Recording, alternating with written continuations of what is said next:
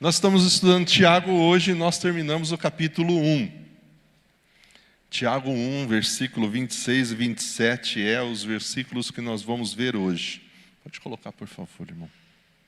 Nessa caminhada nós vimos, principalmente no versículo 24, 25, ele nos convidando a nós examinarmos através da palavra de Deus e essa palavra e esse exame nos levar a uma ação, a algo prático. E quando a gente olha o versículo 26 e 27, Tiago vai falar exatamente isso. Uma vez perguntaram para mim qual era a verdadeira religião, como saber a religião verdadeira. E Tiago vai dar para nós a resposta da verdadeira religião, a religião pura, a religião santa, a religião que a pessoa vive e agrada a Deus. Tiago também vai nos mostrar como viver além da religiosidade e como viver uma religião que agrada a Deus. Portanto, ele fala no versículo 26, alguém está pensando que é religioso. Se alguém de vocês afirma ser religioso, mas não sabe controlar a sua língua, a sua religião não vale nada. A sua religião é algo vã. Você está enganando a si mesmo, a sua religião não tem valor. Você está somente se enganando. E ele diz no versículo 27, para Deus o Pai, a religião pura, verdadeira, é esta: ajudar os órfãos, as viúvas nas suas aflições e não se manchar com as coisas más deste mundo. A religião pura, verdadeira, aos olhos do Deus Pai, é cuidar dos órfãos, das viúvas, nas suas dificuldades, e não se deixar corromper pelo mundo, pelo sistema deste mundo. E aí? Você se considera religioso? Quem está fazendo esse desafio de Provérbios com Tiago, eu acho que você já percebeu que fala muito da nossa fala, da forma como a gente fala, do uso da nossa língua. Não fala?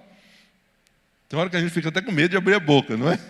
De tanto que ele fala da língua, né? Desse poder da língua. A gente nem entrou em Tiago capítulo 3. Olha, que a gente entrar em Tiago capítulo 3, que a língua tem essa capacidade de incendiar, de queimar.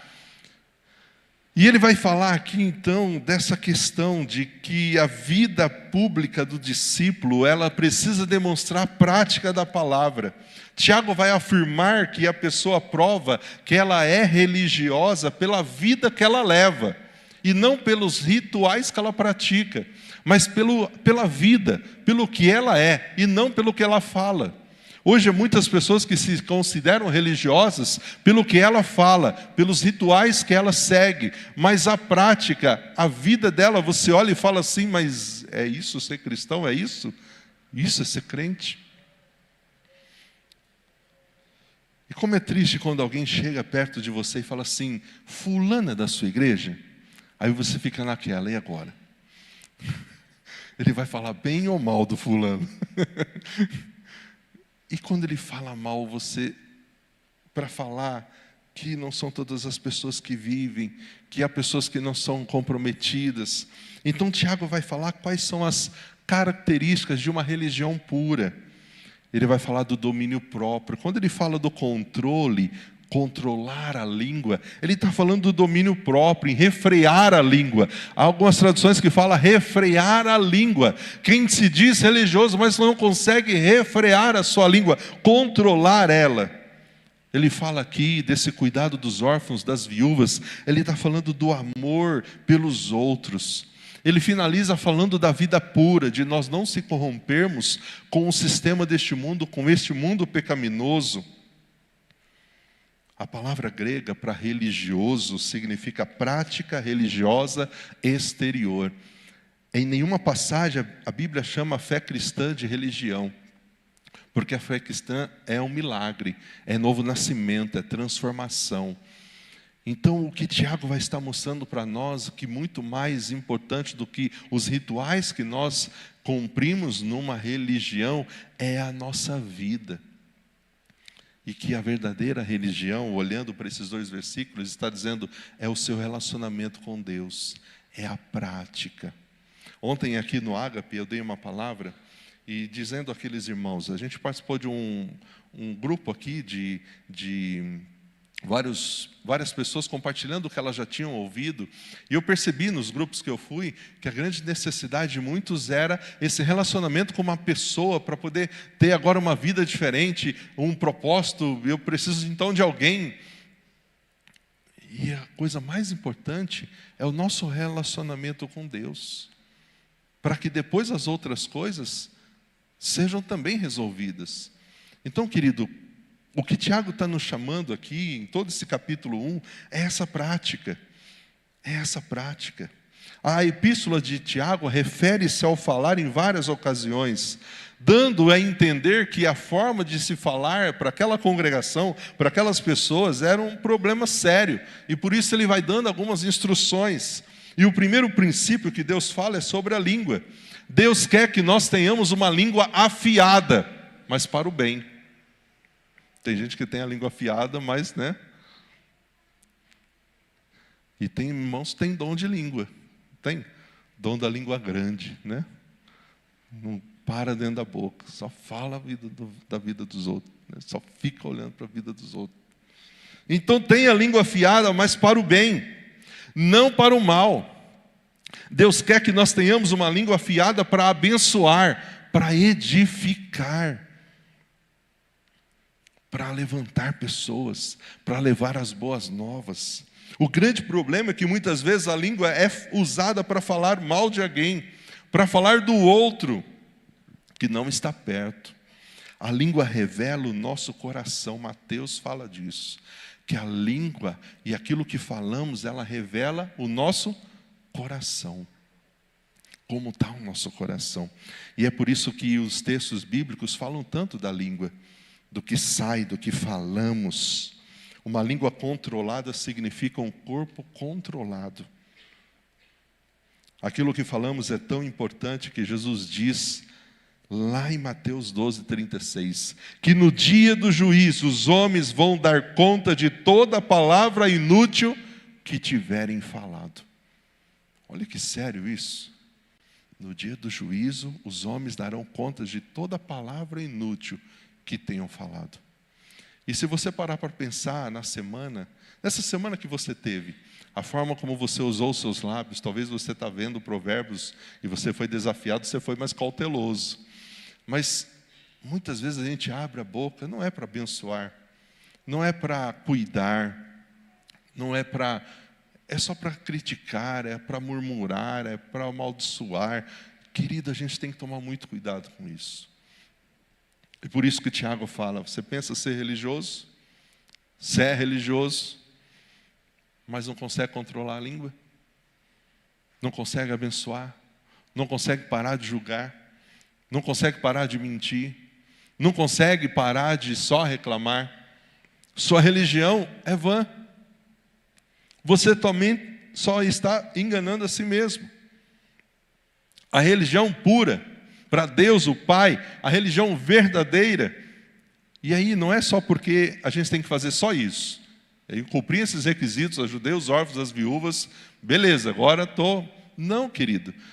Ele está falando aqui de coisas práticas. Ele está falando que a verdadeira religião pura, diante dos olhos do nosso Deus Pai, é nós colocarmos em prática tudo aquilo que nós estamos aprendendo e vivendo. Quanto tempo você tem de convertido? Quantas coisas você já aprendeu nesse tempo de convertido? Quantas coisas você já aprendeu pessoalmente, individualmente, olhando para a palavra? Aprendeu em congressos, aprendeu nos cultos, aprendeu na escola bíblica, aprendeu em tantas coisas que Deus tem dado para você. Então você tem aprendido muitas coisas.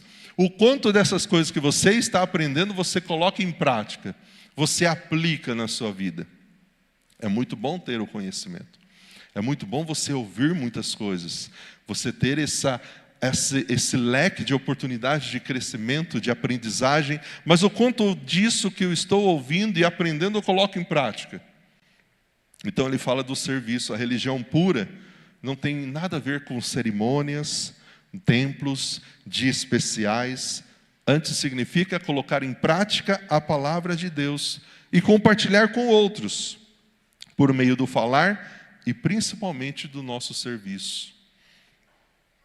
depois que nós nos vemos no espelho da palavra, como a gente viu nos versículos anteriores, depois que a gente olha para a palavra e Deus toca o nosso coração e traz em nós algumas mudanças, não tem como a gente ficar olhando só para nós, a gente tem que olhar para o outro.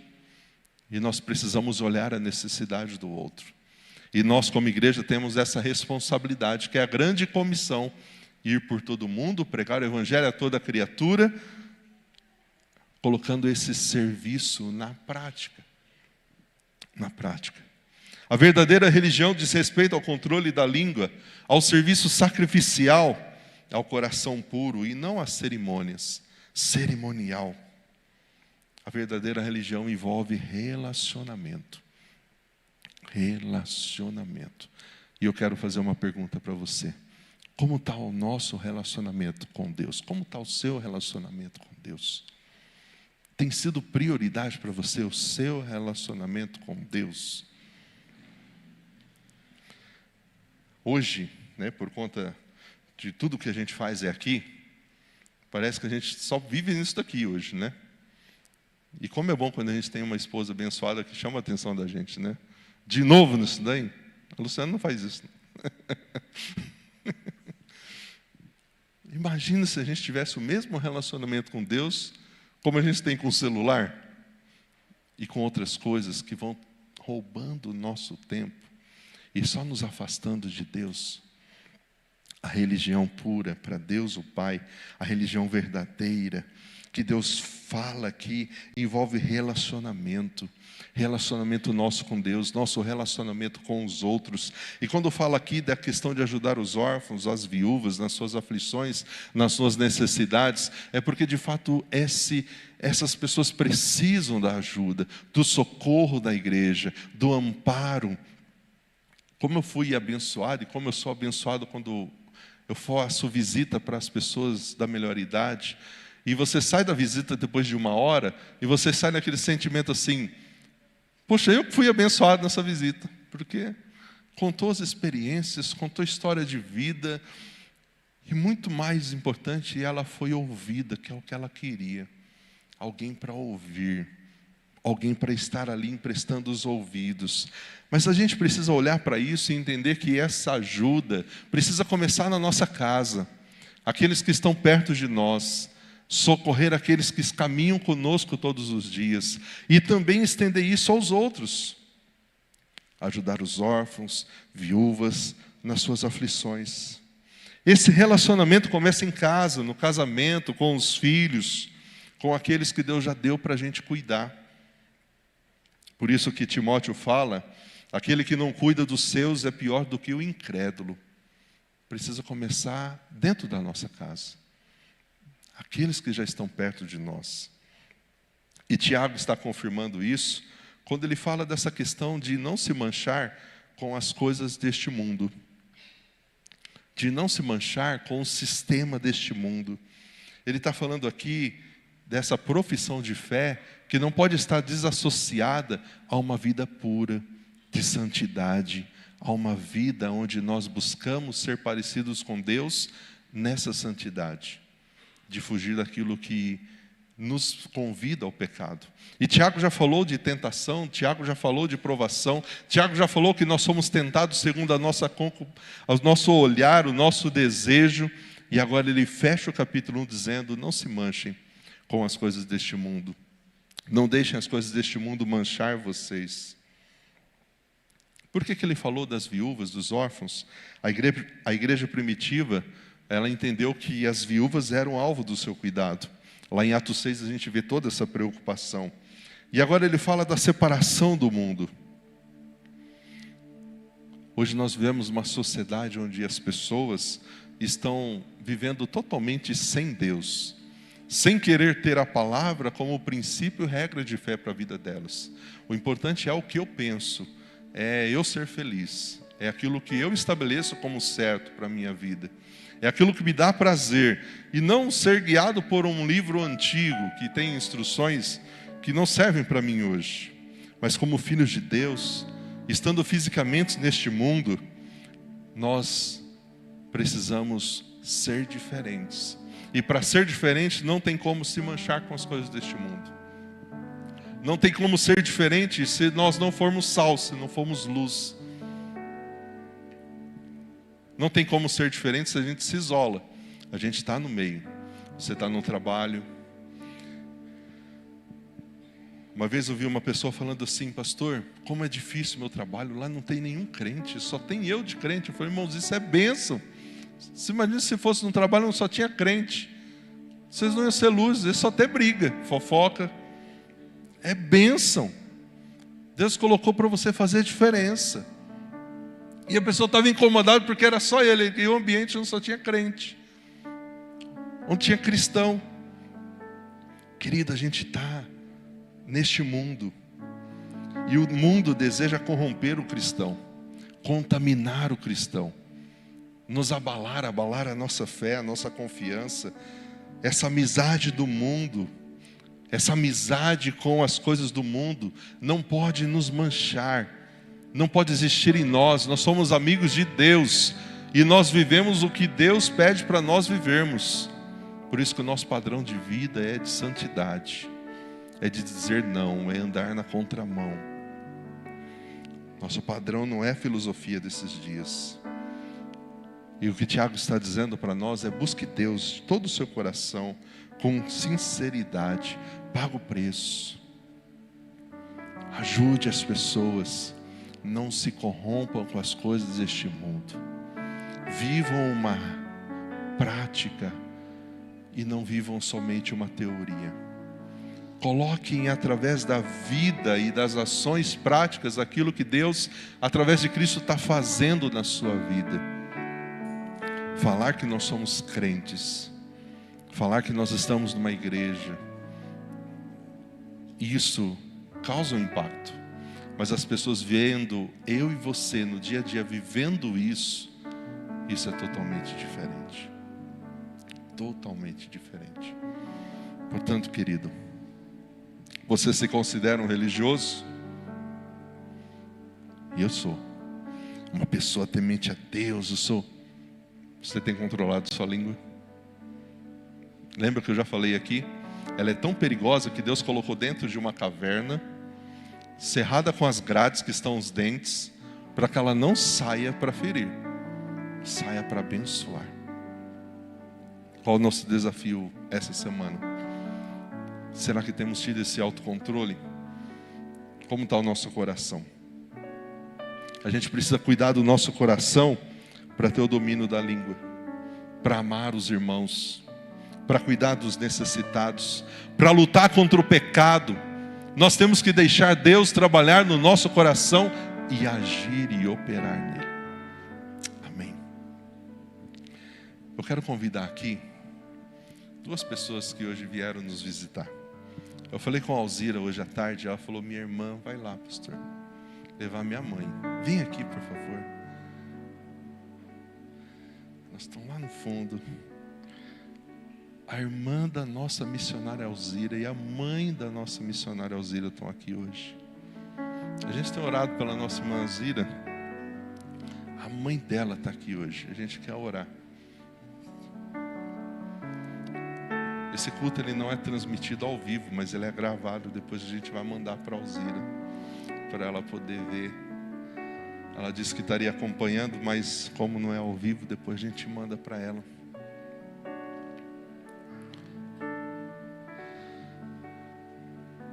Quais serão as oportunidades que Deus vai dar para você essa semana, para que você viva esses 2 versículos na prática?